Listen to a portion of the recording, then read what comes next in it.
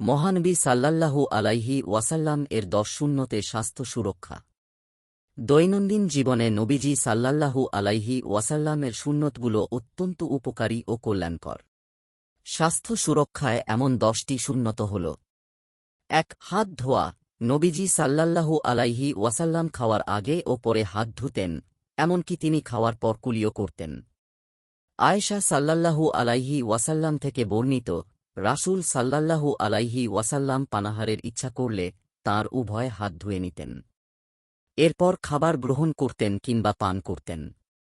সহিহ বুখারী, হাদিস 288। উপকার: 1. জীবাণু ও ব্যাকটেরিয়া দূর হয়। 2. হজমের সমস্যা দূর করে। 3. খাদ্যের পবিত্রতা ও পরিচ্ছন্নতা অক্ষুণ্ণ থাকে। 4. কুলি করলে মুখগহ্বর ও দাঁতে আটকে থাকা খাদ্যকণা দূর হয় এবং দাঁত ও পাকস্থলী ভালো থাকে। 2. খাদ্য গ্রহণে সংযম। মহানবী সাল্লাল্লাহু আলাইহি ওয়াসাল্লাম খাদ্য গ্রহণে সংযম শিক্ষা দিয়েছেন, যা মানুষের স্বাস্থ্য সুরক্ষায় অত্যন্ত গুরুত্বপূর্ণ। অনিয়ন্ত্রিত খাবার মানুষের দেহে নানা ধরনের জটিল রোগ সৃষ্টি করে। মিকদাম ইবনে মাদিকারাব সাল্লাল্লাহু আলাইহি ওয়াসাল্লাম বলেন, আমি রাসূলুল্লাহ সাল্লাল্লাহু আলাইহি ওয়াসাল্লামকে বলতে শুনেছি, মানুষ পেট থেকে অধিক নিকৃষ্ট কোনো পাত্র পূর্ণ করে না। মেরুদণ্ড সোজা রাখতে পারে এমন কয়েক লোকমা খাবারই আদম সন্তানের জন্য যথেষ্ট। তার চেয়েও বেশি প্রয়োজন হলে পাকস্থলীর 1/3 খাদ্যের জন্য, 1/3 পানীয়ের জন্য এবং 1/3 শ্বাস-প্রশ্বাসের জন্য রাখবে। সুনানে তিরমিজি, হাদিস 2380।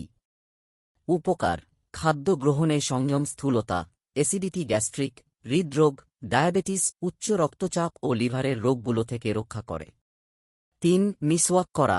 মহানবী সাল্লাল্লাহু আলাইহি ওয়াসাল্লাম দাঁত ও মুখের পরিচ্ছন্নতার ওপর বিশেষ গুরুত্ব দিয়েছেন। হাদিসের বর্ণনা অনুসারে তিনি ঘুমের আগে ও পরে, ঘরে প্রবেশের সময় ও অজুর আগে মিসওয়াক করতেন। তিনি মুমিনদের প্রত্যেক অজুর আগে মিসওয়াক করার নির্দেশ দিয়েছেন। তিনি বলেন, যদি আমার উম্মতের জন্য কষ্টের আশঙ্কা না থাকত আমি তাদের প্রতি প্রত্যেক অজুর সময় মিসওয়াক করার আদেশ করতাম। সহিহ বুখারী, হাদিস 887। উপকার: দাঁত পরিষ্কার রাখে, মাড়ি মজবুত করে, পাকস্থলী ভালো রাখে এবং হজমে সাহায্য করে। 4. সকালে হাঁটা। ইসলাম সকালের নির্মল পরিবেশে হাঁটতে উৎসাহিত করেছে। রাসূলুল্লাহ সাল্লাল্লাহু আলাইহি ওয়াসাল্লাম আসলাম সাল্লাল্লাহু আলাইহি ওয়াসাল্লামকে বলেন, হে আসলাম, তুমি বের হও, বাতাসে শ্বাস নাও এবং পাহাড়ের চূড়ায় নির্মল পরিবেশে আবাস গড়ো। মুসনাদে আহমদ, হাদিস 16553। মসজিদে নববী থেকে মসজিদে কুবার দূরত্ব প্রায় 3.25 কিলোমিটার। নবীজি সাল্লাল্লাহু আলাইহি ওয়াসাল্লাম মাঝে মধ্যে মসজিদে কুবায় যেতেন। তিনি হেঁটে ও আরোহণ করে সেখানে যেতেন এবং 2 রাকাত নামাজ আদায় করতেন। সুনানে নাসাঈ, হাদিস 698। উপকার: সকালের নির্মল বাতাসে হাঁটলে শরীরে অক্সিজেন প্রবাহ বাড়ে, হজম ও হৃদরোগ প্রতিরোধে সাহায্য করে। এটা মস্তিষ্কের জন্য উপকারী। সকালের রোদ ভিটামিন ডি এর অভাব দূর করে। 5. কায়লুলা। কায়লুলা হল দুপুরের খাবার গ্রহণের পর সামান্য বিশ্রাম গ্রহণ করা। নবীজি সাল্লাল্লাহু আলাইহি ওয়াসাল্লাম কায়লুলা করতে উৎসাহ দিয়েছেন। সাহল বিন সাদ সাল্লাল্লাহু আলাইহি ওয়াসাল্লাম থেকে বর্ণিত, আমরা নবীজি সাল্লাল্লাহু আলাইহি ওয়াসাল্লামের সঙ্গে জুমার নামাজ আদায় করতাম, এরপর কায়লুলা, দুপুরের বিশ্রাম করতাম। সহিহ বুখারী, হাদিস 941। অন্য হাদিসে নবীজি সাল্লাল্লাহু আলাইহি ওয়াসাল্লাম বলেছেন, দুপুরে কিছুক্ষণ ঘুমাও, কেননা শয়তান কায়লুলা করে না। মুজামুল আওসাত, হাদিস 28।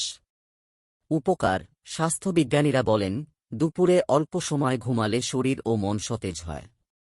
কাজের প্রতি মনোযোগ ও কর্মস্পৃহা বৃদ্ধি পায়। তাঁরা বলেন, দুপুরে 10 থেকে 40 মিনিট ঘুমালে মানসিক ও শারীরিক পরিশ্রমের ফলে রক্তে বেড়ে যাওয়া চাপ হরমোনের স্ট্রেস হরমোনস মাত্রা কমে। 6. ডান পাশ হয়ে ঘুমানো। মহানবী সাল্লাল্লাহু আলাইহি ওয়াসাল্লাম ডান পাশ হয়ে ঘুমাতেন এবং অন্যদেরও ডান কাতে ঘুমাতে উৎসাহিত করতেন। রাসূলুল্লাহ সাল্লাল্লাহু আলাইহি ওয়াসাল্লাম বলেন, তুমি যখন বিছানায় যাবে, তখন নামাজের অজুর মতো অজু করে নেবে এবং তোমার ডান কাতে শোবে। অতঃপর বলবে, সহিহ বুখারী, হাদিস 247 উপকার ডান কাত হয়ে ঘুমালে হৃৎপিণ্ড ও পাকস্থলীর ওপর চাপ কমে, অ্যাসিড রিফ্লেক্স কমে এবং শ্বাসপ্রশ্বাসের উন্নতি ঘটে। তবে গর্ভবতী নারীর জন্য বাঁ কাত হয়ে ঘুমানো বেশি উপকারী। 7 তেল ব্যবহার করা মহানবী সাল্লাল্লাহু আলাইহি ওয়াসাল্লাম চুলে ও শরীরে নিয়মিত তেল ব্যবহার করতেন। তিনি জয়তুন, অলিভ অয়েল ব্যবহারে উৎসাহ দিয়েছেন। রাসূলুল্লাহ সাল্লাল্লাহু আলাইহি ওয়াসাল্লাম বলেন, তোমরা জয়তুন তেল খাও এবং তা শরীরে মালিশ করো, কেননা তা বরকতময় গাছ থেকে আসে। সুনান তিরমিজি, হাদিস 1851। উপকার ত্বক মসৃণ রাখে, চুলের পুষ্টি যোগায়, রক্তে কোলেস্টেরল নিয়ন্ত্রণে সাহায্য করে। 8 বসে পান করা রাসূলুল্লাহ সাল্লাল্লাহু আলাইহি ওয়াসাল্লাম বসে পানাহার করতে বলেছেন। আবু সাঈদ খুদরি সাল্লাল্লাহু আলাইহি ওয়াসাল্লাম থেকে বর্ণিত, রাসূলুল্লাহ সাল্লাল্লাহু আলাইহি ওয়াসাল্লাম দাঁড়িয়ে পান করতে নিষেধ করেছেন। মুসলিম, হাদিস 2025। উপকার বসে পান করলে পানি ধীরে ধীরে শরীরে প্রবেশ করে। এতে শরীরের কোষগুলো ঠিকমতো পানি গ্রহণ করতে পারে এবং পানি অধিক পরিমাণ ক্ষতিকর পদার্থ নিয়ে বের হয়ে যায়। বিপরীতে দাঁড়িয়ে পানি পান করলে কিডনি, পাকস্থলী ও শ্বাসনালী ক্ষতিগ্রস্ত হয়। 9 হাঁচির সময় মুখ ঢেকে রাখা মহানবী সাল্লাল্লাহু আলাইহি ওয়াসাল্লাম হাঁচির সময় নাক মুখ ঢেকে রাখতেন। আবু হুরায়রা সাল্লাল্লাহু আলাইহি ওয়াসাল্লাম বলেন, রাসূলুল্লাহ সাল্লাল্লাহু আলাইহি ওয়াসাল্লাম যখন হাঁচি আসত তখন তিনি হাত বা কাপড় দিয়ে মুখ বন্ধ রাখতেন এবং হাঁচির শব্দ নিচু করতেন। আবু দাউদ, হাদিস 5029। উপকার হাঁচির মাধ্যমে রোগজীবাণু ছড়ায়, যা করোনা মহামারীর সময় ব্যাপকভাবে মানুষের সামনে এসেছে। তাই এই সময় নাকমুখ ঢেকে রাখলে অন্যরা ক্ষতি থেকে বেঁচে যাবে। 10 ব্যক্তিগত পরিচ্ছন্নতা ইসলাম নির্ধারিত সময়ের বিরতিতে নখ কাটা, মোচ কাটা ও শরীরের অবাঞ্ছিত লোম পরিষ্কার করার নির্দেশ দিয়েছে।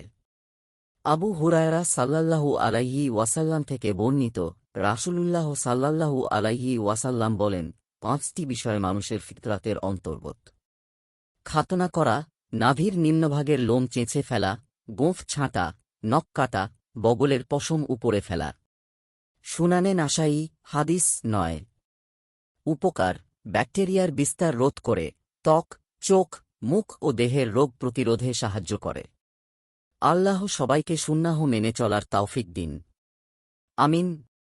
দিন প্রচারের উদ্দেশ্যে ভিডিওটি শেয়ার করুন।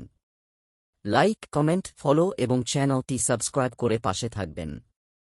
মহান আল্লাহ আপনাকে উত্তম যা দান করুক। আমিন।